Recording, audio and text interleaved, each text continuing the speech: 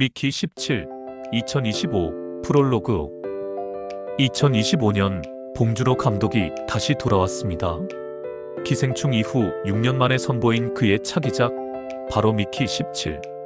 이번에는 한국이 아닌 세계 무대를 정조준한 영어권 SF 영화입니다.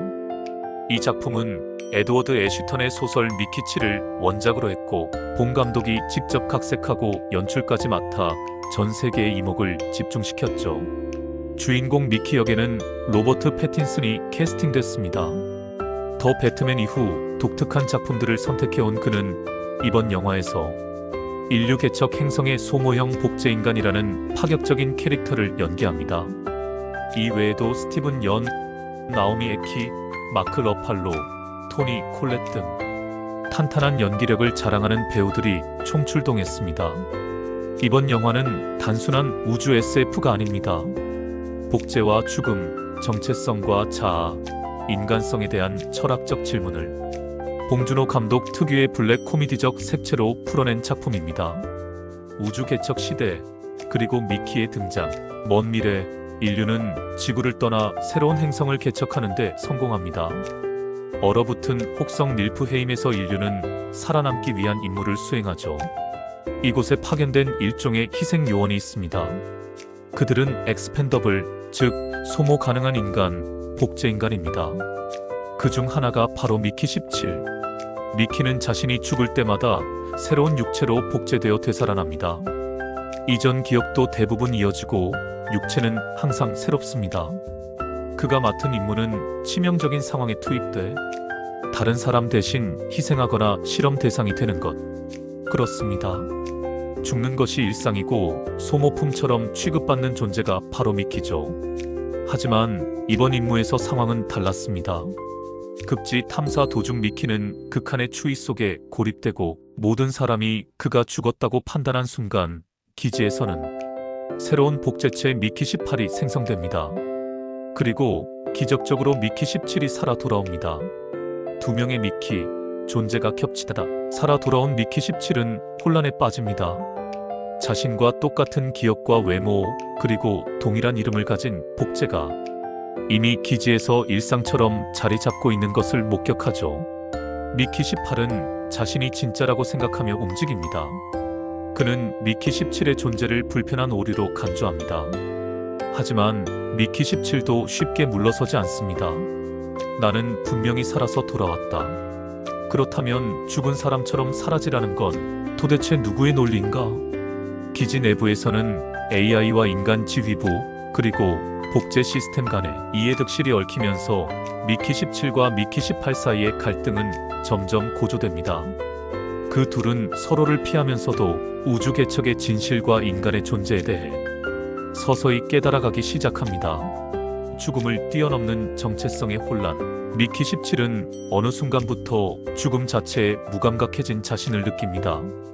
육체는 죽어도 기억이 살아남기에 죽음은 리셋처럼 다가오지만 그럴수록 살아있는 감각은 점점 사라져가죠. 이제 그는 질문합니다. 나는 도대체 누구인가? 죽음을 통해 이어지는 기억의 끝만으로 나를 나라고 부를 수 있을까? 한편 미키 18은 점점 불안정해집니다. 자신보다 먼저 존재했던 미키 17이 존재함으로써 자신의 정체성과 존재 이유가 흔들리기 시작한 거죠. 결국 두 미키는 서로를 지우기 위한 선택을 고민하게 됩니다.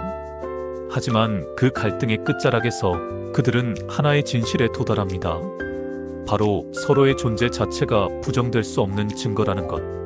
복제는 단순한 복사가 아니며 그 안엔 감정, 기억, 선택이 모두 깃들어 있다는 걸 깨닫죠. 반란, 그리고 진짜 인간성에 대한 질문. 기지 내부는 혼란에 빠집니다. 복제 시스템에 의문을 가진 또 다른 복제체들이 등장하면서 소모형 시스템을 폐기하자는 반란의 움직임이 일어납니다. 미키 17과 미키 18은 처음엔 서로를 적대하던 사이였지만 결국 함께 행동하기로 합니다. 이제 그들은 질문합니다. 인간이란 무엇으로 결정되는가? 육체? 기억? 감정? 아니면 죽지 않겠다는 의지? 두 미키는 복제 시스템을 뒤엎고 남겨진 개척 인류에게 새로운 선택지를 제시하려 합니다. 하지만 그 길은 쉽지 않습니다.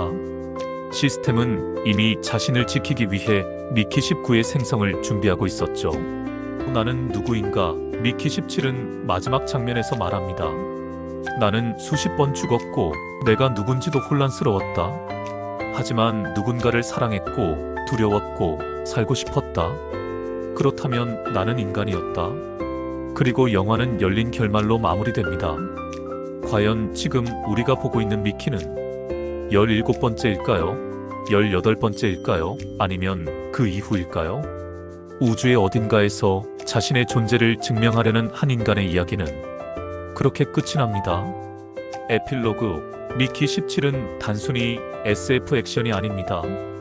복제라는 소재를 통해 인간성과 존재의 의미, 그리고 죽음 이후에도 이어지는 감정에 대해 질문을 던지는 작품이죠. 봉준호 감독은 이 영화에서도 역시 우리가 미처 생각지 못했던 철학을 블랙 유머와 스릴, 인간적인 감정선으로 풀어냅니다. 마치 설국 열차에서 계급을, 기생충에서 빈부격차를 해부했듯 이번엔 우주를 무대로 인간 존재 그 자체를 다뤘습니다. 이상 리딩 시네마였습니다. 구독, 좋아요 감사합니다. 다음 영상에서 만나요.